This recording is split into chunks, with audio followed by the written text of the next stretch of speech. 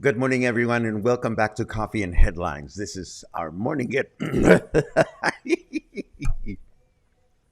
Okay, so I still had all kinds of things trapped in my throat. Let me try again. This is our morning get together live here on Facebook, where we examine headlines from our city, state, our country, and country. We take a look at your news, your questions, your ideas, your comments, your suggestions. And we put everything together so that we can combine this knowledge and put it to good use as we try to be more connected with each other and with our city, Puerto Vallarta, as a community of English-speaking people. Even before we announce it, I see a new person joining us. Hello, Ashley. Thank you so much for letting us know that you are new, and thank you so much for keeping us company. Please get yourself comfortable, grab your favorite beverage, and get ready to join the conversation. This is, of course, encouraged of anyone that is joining us for the first time. Feel free to let us know that you are new by writing the word new in your comment, and we will give you a nice little welcome like I did, and I am sure Ashley is going to get comments from other cluster members saying, welcome, Ashley. Also, if you have something really important that you wish to share or comment on, like the fact that my hands are waving today for no particular reason, feel free to add a capital letter Q to the beginning of your comment, and that way we'll be looking for that comment today during the chit chat section. Today, we have all kinds of news, and we, unfortunately, we'll begin with two bits of news that are a bit on the unfortunate side, that are making waves, making national and international headlines. We also have some news about COVID that are important to know about. We have news about advances in different projects around the municipality, particularly projects near the Isla Río Cuale. And even though I would have loved to give you a Walking Wednesday, I am going to give you something else. I have a blow-by-blow of my experience attending the wonderful first Saturday at the museum party that took place at the Art Vallarta Museo this past Saturday. It was wonderful. I loved attending, and I'm going to tell you why I think you should attend the next one. And I will show some photos and videos to complement that. So let us get started and take it from there.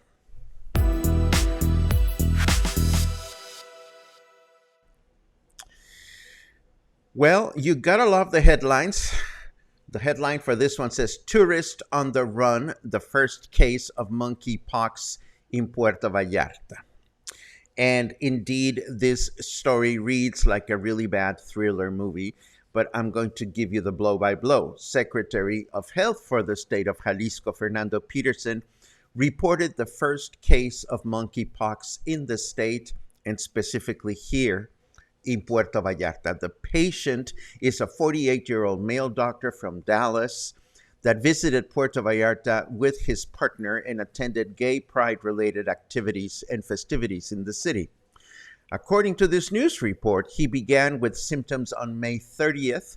He reported his condition to a doctor in Texas on June 3rd and was advised to seek medical attention. The following day, he went to a private hospital in town where he was advised to receive full testing in isolation, but the patient left the hospital. The man and his partner were seen leaving the place where they were staying, suitcases and all, on June 4th. But given the fact that they were not scheduled to fly out of the country until 2 days later, Puerto Vallarta health authorities informed Mexico's National Immigration Institute and airlines to be on high alert and to not allow the patient to board a plane. But apparently 2 days ago, it was reported that the patient did indeed board a plane to the United States on June 4th, but no airline or flight information was disclosed, nor the identity of these two gentlemen, if you're wondering. Yesterday, it was discovered that the patient tested positive to monkeypox, and health authorities are presently awaiting for confirmation by the Centers for Disease Control in the United States.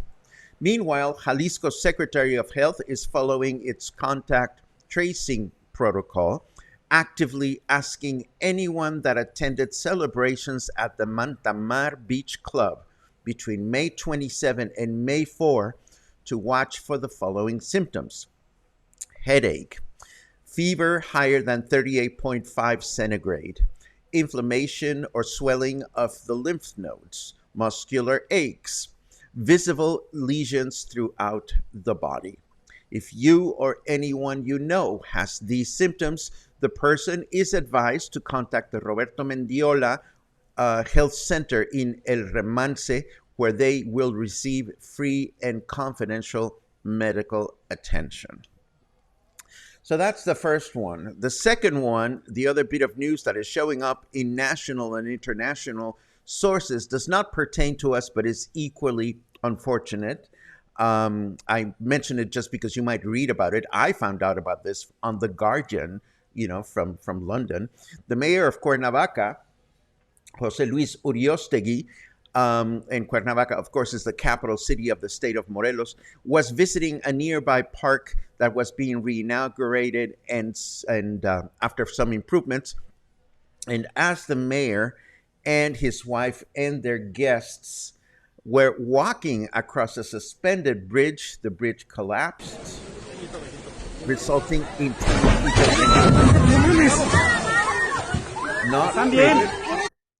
not pretty. And fortunately, there were no serious injuries, although I understand that the wife of the mayor ended up having to undergo medical attention and maybe surgery. Some of the news sources are being inconsistent with their reporting, but imagine how sad that you're inaugurating something new. Imagine that the new bridge at the Insurgentes Street, then the governor was here and all of a sudden the bridge goes crazy.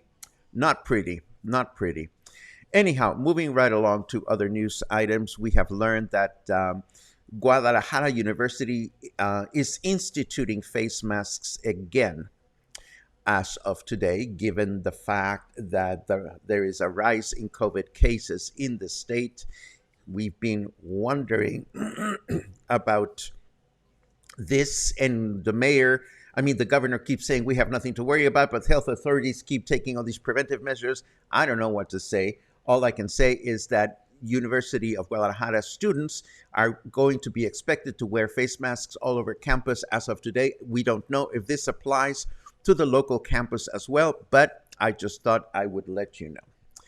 Local bus drivers through the state are still mandated to wear a face mask along with all the passengers on board the buses, but apparently over 1,000 bus drivers throughout the state have been busted not wearing one. So it's good to see that authorities are keeping a close eye on this situation as the buses continue, I mean, the bus drivers continue to be required to wear a face mask.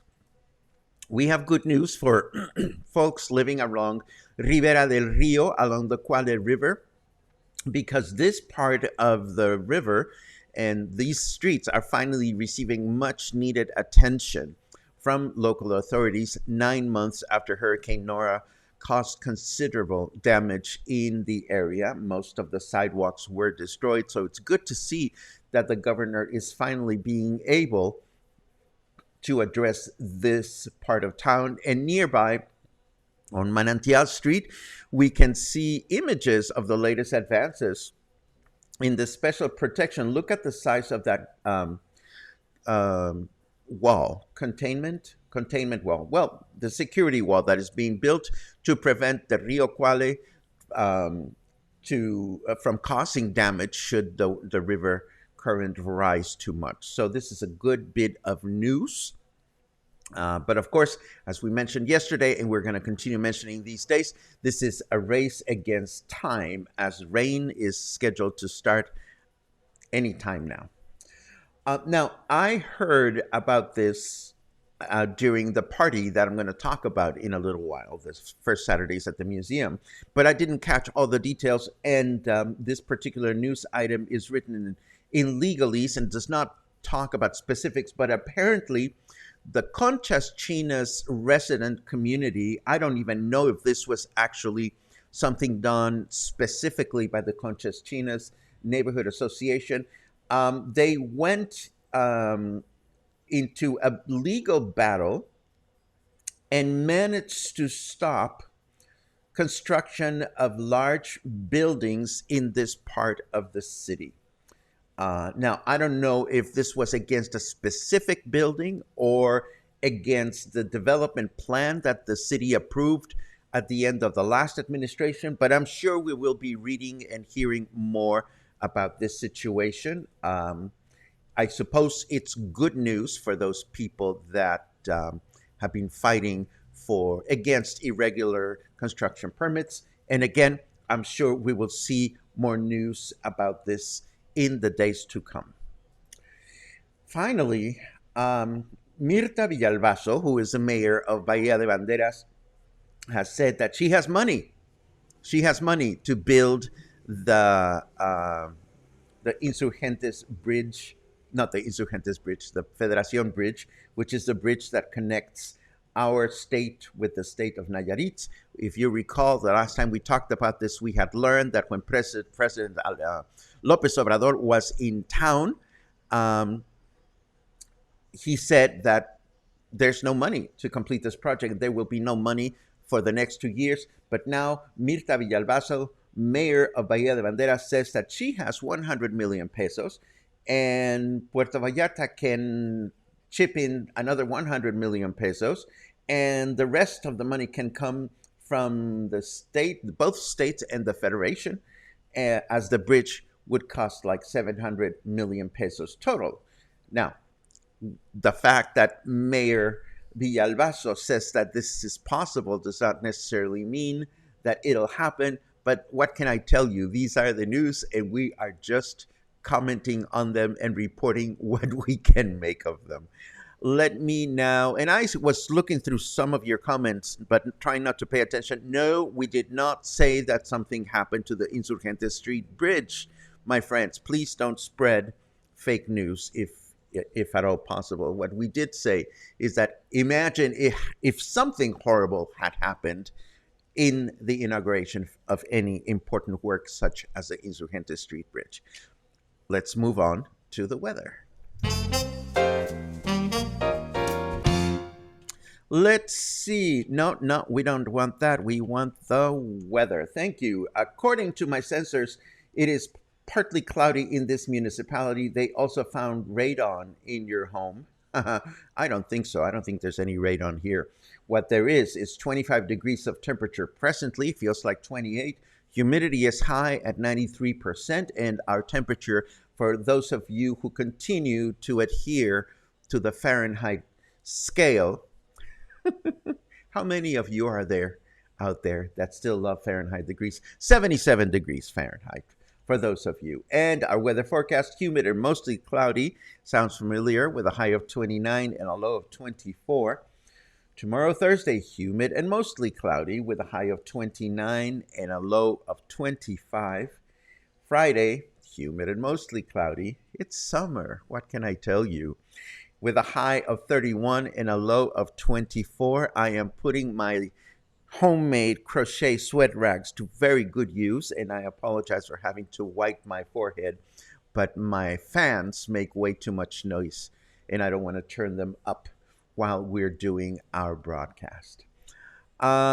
This next news item I share only because we had just been talking about this.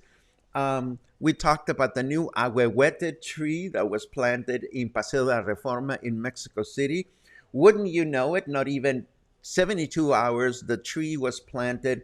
Some sucker drove his SUV or her SUV, I don't know, onto the little park where the tree was planted. The tree was planted in the middle of a rotary, and the driver argued that there was not enough light and he didn't see the park. So he did not damage the ahuehuete tree, but he did damage some of the recently planted flowers and bushes and whatnot.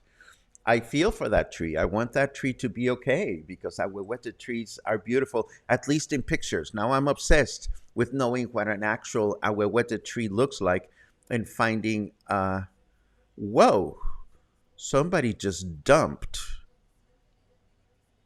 Oh my God, who are you, Chris Brewer? Okay, I don't know who you are, but that is a lot of words. Anyhow, I have one more to share with you. We had talked about this before, and now it's becoming official. Whiskey Kitchen, Gina Hendricks, has decided to open up her doors on special occasions for the LGBTQ community of locals and their friends through a series of gatherings called Meet Your Neighbors. If the style of design looks familiar, it's because I volunteered to help in the design and the promotion of this event. So it's not a Coffee and Headlines event per se, but it is Coffee and Headlines my intention to help Gina create a safe, welcoming, fun place for those of us that are part of the LGBTQ community to have a place to gather and mingle and hang out and have great conversations, enjoy cocktails, enjoy a nice meal. And the first one is going to happen on Thursday, June 16th from 7 to 9. So if the shoe fits, and I think it fits for some of our cluster members, we've had these conversations before. If you don't quite feel at ease in the late night bar scene, or maybe are looking for a place to meet other locals and hang out with other locals that are part of the LGBTQ community, this will be a perfect time to do it. We will be eagerly helping promote this between now and then because, of course, we are going to be there and we want this to be successful not only for Gina, but we also want to create more places where we can congregate. Before we dive into your comments, I do want to give you a show and tell of my experience at the first Saturdays at the Museum party, which I attended this past Saturday. As you know, the Arte Vallarta Museo is a new museum here in town. It's a nonprofit entity dedicated to showcasing the talent of living and deceased local artists that depict Puerto Vallarta or that live here in Puerto Vallarta. It's a beautiful facility. I visited it before. We had a little bit of a walk around, and I had been curious about this Saturday event, and I will be the first person to confess part of my trepidation from attending earlier instances of this event that takes place on the first Saturday of every month was, if this is going to be a fundraising event, I don't want to be fundraised because I don't have any money to give. But no, it wasn't. It was a beautifully executed event whose goal seemed to be to simply socialize the venue and let people from Puerto Vallarta know that the venue is there. When I walked in, there was a big crowd of people, a nice combination of adults of all ages, both English speaking and of foreign extraction, and also Mexican nationals. The event had a double duty function because it was also the birthday of Robert Howell, who is one of the artists whose work is in exhibition at the Museo. Robert just presented a series of drag icon paintings which had to do with gay pride. And of course, Robert was there. He immediately recognized me. I had not had the pleasure of meeting him in person before. But I knew of this drag icon series, so that was the first thing that I wanted to see. And but even before we went to the first exhibition, I want to give you a sense as to the crowds. Everybody was there, being very happy and meeting one another. Um, there was a lot of activity, and there was live music, mellow jazz, which was really, really fun.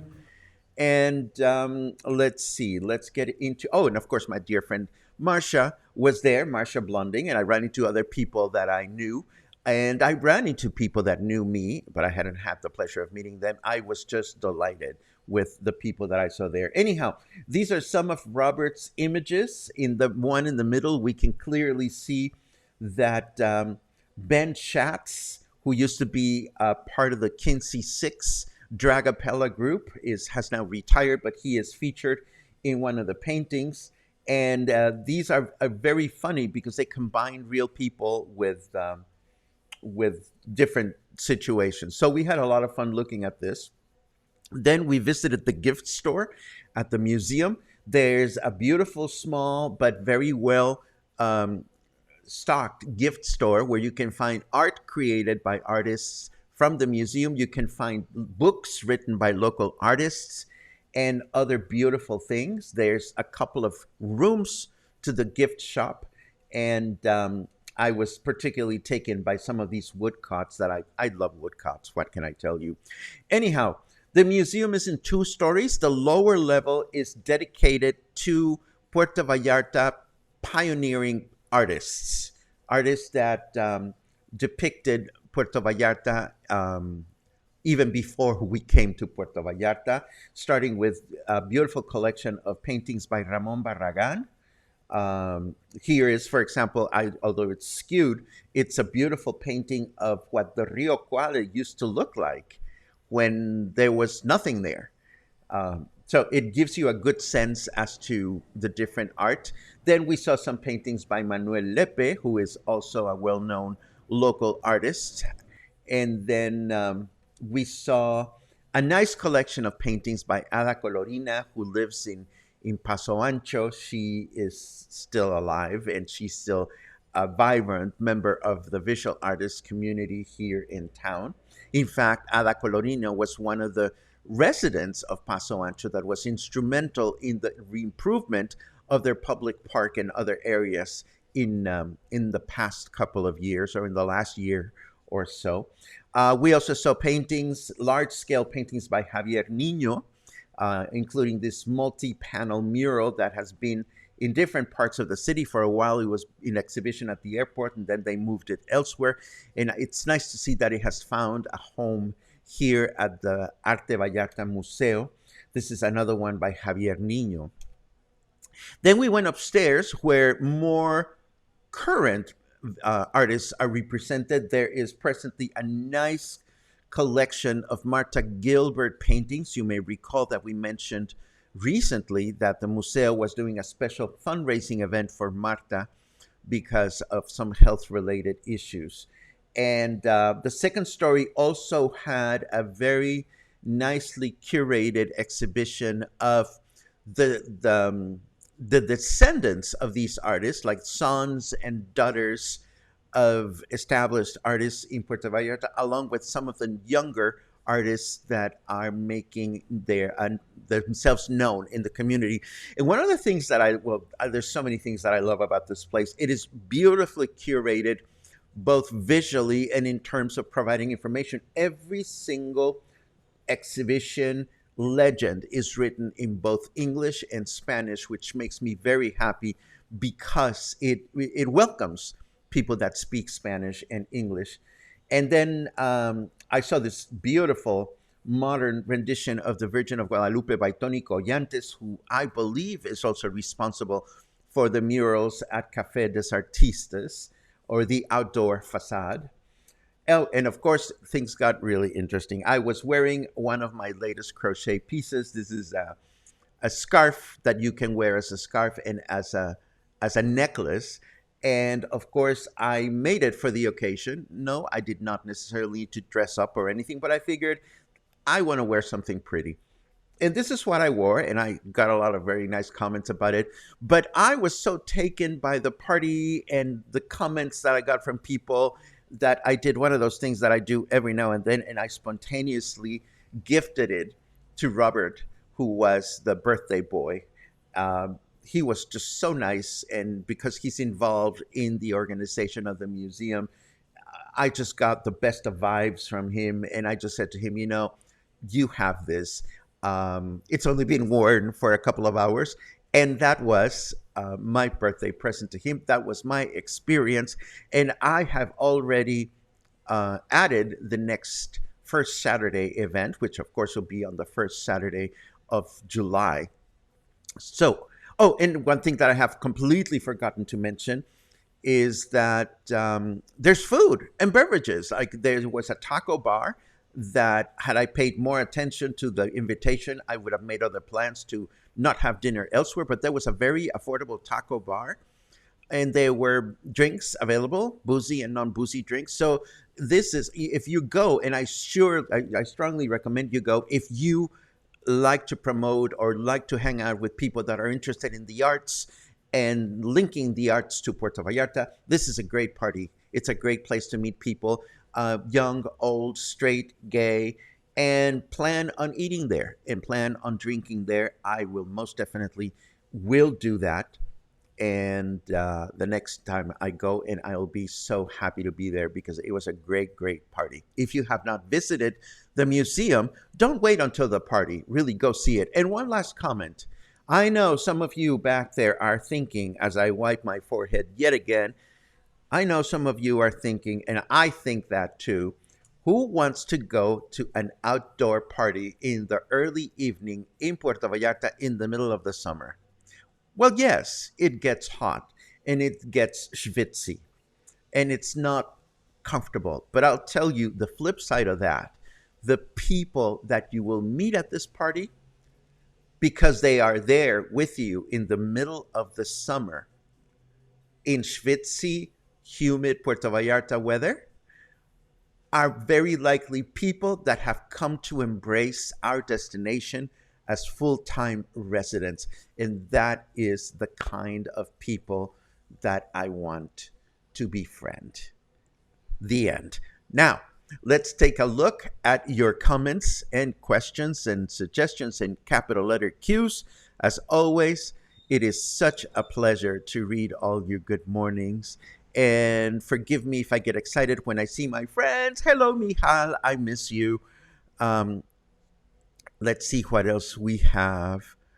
Purim pam pam, param pam pam pam pam. Buenos dias a todos from sunny San Mateo, where I am sharing this broadcast with my dear friend Fred Fernandez, who is here from Puerto Vallarta. How nice to see you, Christy, today and every day. Let's see. Oh, John reports on the summit of the Americas, which is taking place in Los Angeles. Mexico president not here, but his representatives are. Hope it goes well and it is productive. Again, we've been reporting about this summit. We've never paid much attention to it in the past, but I'll keep an eye on whatever outcome is whatever happens. That's what I'm trying to say. Let's see what else we have. ¿Qué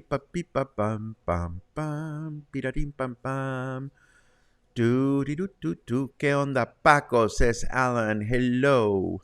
Oh my goodness, that is a great name. Michelle Brining Sharp is heading to Puerto Vallarta in 14 days. I am beyond excited. Love PV. Been watching your show for the last few weeks along with my parents. Steve Creek Brining. Wow, great names. I love it, Michelle. I'm hoping that you will have a great time in Puerto Vallarta and that you will fall in love with our city just as many people do. Do, do, do, do, do, do, do, do, dee, dee, dee, dee, dee. Another first visit to the podcast. Thank you, Angie. I hope you're having a good time. Let's see what else. Oh no, nice sprinkle this morning, hanging out for a decent thunderstorm, bring it on. Maybe that's why I feel so humid, so schwitzy today, because I didn't even notice a sprinkle this morning. And usually when it rains just a little bit, that's when things uh, get more humid. Um, and John, you are absolutely correct. If what the paper says happened, and this gentleman knew that he had monkeypox and chose to get on a plane, even knowing that he had the disease, yes, it's completely irresponsible. Unfortunately, it's not the first time that I personally learned about someone doing that. Our friend Logan, who manages a B&B, told me about a similar situation in which he followed due process and even helped uh, uh, helped a guest find accommodations at the time in which you were supposed to stay in quarantine for 14 days when you were diagnosed with coronavirus. But the patient left and hopped on a plane and managed to get across the border. What can I tell you? I'm just glad I was not at those parties. That's all I'm going to say. Let's see. The local news in Dallas has disclosed that someone that had traveled from Mexico had contacted monkeypox. They did not disclose where in Mexico they had traveled from. Well, now you have it. Yeah. Earl took the bus yesterday, and a lot of people were not wearing masks. That is unfortunate. I have been fortunate that all the buses that I've taken in the last couple of weeks, people have been very good about wearing their face masks. One always has the choice of getting off the bus if you feel like people are not following the protocol they should be following, and one has the choice of writing down the number of the bus and reporting it to the authorities, just as an FYI. Uh, oh dear. Mark says, visited my friend on the set of Acapulco yesterday. A lot of the crew are down with COVID. Please, everyone, be careful. Well, that cannot be said enough. As we know, it's not over. So you know what to do. Wear those face masks and keep your distance from other people. Uh, Let's see. Janet loved running into me. Well, I loved running into you yesterday, Ernesto, at Ernesto's. It is always a pleasure to run into anyone that watches Coffee and Headlines, and it feels really good to connect faces with names. It really does. Let's see. Da da da da da. Uh, uh, uh, uh.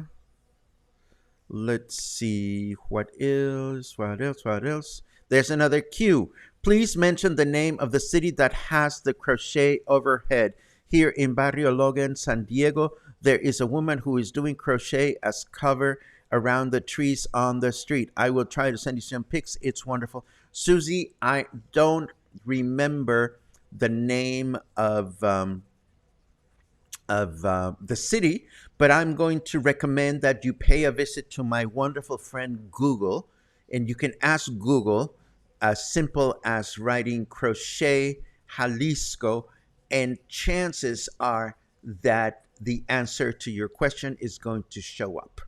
Again, I don't keep a lot of information in my brain because I know that it can be easily found elsewhere.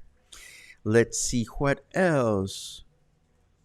Ashley says, you were there in April and can't wait to have Whiskey Kitchen again in August when we come back. Is she planning on just the two locations right now? Well, Ashley, you would have to ask that of her. I don't represent Gina in any way or form, nor do I speak for her. But I'm sure that she will be happy to answer that question for you. Let's see what else we have. Oh, oh my goodness. I see, Chris, that you copy and pasted your story to the wrong place. Um, it's good to know. For a second, I thought that we were being spammed or something. Um, let's see what else we have. Thank you, Whiskey Kitchen. So very kind of you, says Timothy. I must say that the idea of using Whiskey Kitchen as a place to congregate for the LGBTQ community is a joint idea. I say that not meaning to take any credit for it. I'm just happy to see Gina and anyone being inventive and creative about trying to get business into their businesses. I do the same thing with Coffee and Headlines. I'm always encouraging you to become members, hoping that you appreciate the value of what we do here. Let's see what else. Oh my goodness, Matthew is onto some. Mateo is onto something. This doesn't have a cue, but Mateo says the museum's patio needs a crochet roof. I think that's a great idea. Angie asks, where is the Museo? On the street beside Lace? The answer is no, Angie. The Museo is in Remance, and I am sure that if you wait for the show notes, you will find the exact location. Let's see what else. Do-de-do-do-do. Can you provide an update about Marta's health and well-being? Saw recent notice of a benefit and would like to help with a contact. I cannot, Liz, and I'm going to tell you why. And this is part of an ongoing series of, not an ongoing series, but I'm working on a feature right now that has to do with things that you may think you know about Coffee and Headlines and yours truly that are not right or that are not accurate. And one of the things that we don't do is we don't go out fetching news. We look for headlines, but we don't do investigative reporting because we're not reporters. I'm not a reporter. So can I provide an update about Marta's health and well-being? If I see a headline, of course I can. But other than that, I am afraid it's not like I have absolute power to get on the phone and say, does anybody know how Marta Gilbert is doing?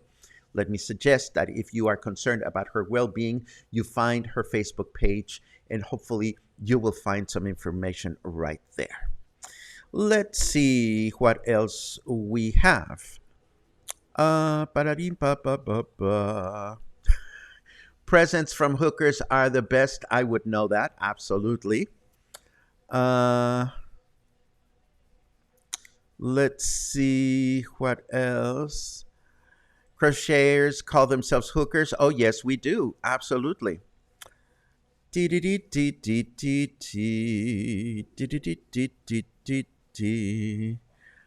think we're done. Yes, we're done with all your comments. So this is my time to say thank you. Thank you for keeping me company. And thank you for joining us on an ongoing basis. If you are new, I hope you'll come back. I hope you found what you were looking for. If not, you can always get in touch with us and tell us your comments, your suggestions. There's a nice contact form on the website. And if you find that this information or what we share here is inspiring or informative or at least amusing and it made you laugh or maybe smirk a little bit, this is what you can do to keep our broadcasts going. You can choose to sponsor us by buying a few coffees. They're not expensive. Or you can choose to pursue a membership. As always, I thank you for your time shared with me, and I look forward to seeing you again sometime soon, maybe even tomorrow. Have a great day.